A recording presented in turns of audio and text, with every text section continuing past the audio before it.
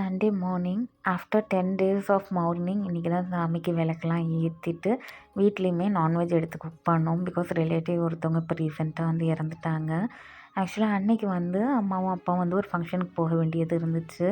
So அவங்க 2 பேருமே lunch வந்து அங்கே சாப்பிட்ருவாங்க. வீட்டில் நான் மட்டும்தான் தனியாக உட்காந்து லஞ்சு சாப்பிட ஒரு மாதிரி இருக்கும். அதனால் வந்து பிரேக்ஃபாஸ்ட் அண்ட் லஞ்ச் 2மே வேணாம், நான் ப்ரன்ச் மாதிரி சாப்பிட்டுக்கிறேன்னு சொல்லியிருந்தேன்.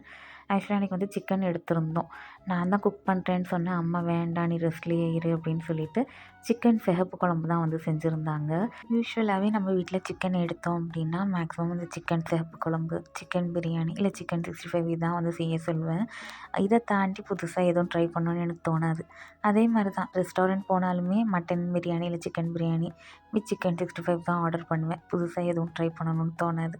நீங்கள் எப்படி புதுசாக ட்ரை பண்ணணுன்னு ஆசைப்படுவீங்களா? இல்லை என்ன மாதிரி பர்டிகுலர் டிஷ்ஷை தான் எப்போவுமே ப்ரிஃபர் பண்ணுவீங்களான்னு கமெண்ட்டில் சொல்லுங்கள். நான் அன்றைக்கி வந்து 11:30 போல் ப்ரன்ச் மாதிரி தோசை வச்சு சிக்கன் சிகப்பு குழம்பு சாப்பிட்டுட்டேன். அண்ட் அம்மா அப்பா 2 பேருமே வந்து ஃபங்க்ஷனுக்கு கிளம்பிட்டாங்க. நம்ம லில்லி போனில் இந்த வாட்டி நிறைய லில்லிஸ் வந்து அழகழகாக பூத்துருந்தாங்க. அதெல்லாம் பொறுமையாக வேடிக்கை பார்த்துட்டு இருந்தேன். உங்களுக்கு இந்த வீடியோ பிடிச்சிருந்தா லைக் பண்ணுங்கள், பிடிச்சிருந்தா சேனலை சப்ஸ்கிரைப் பண்ணி வச்சுக்கோங்க.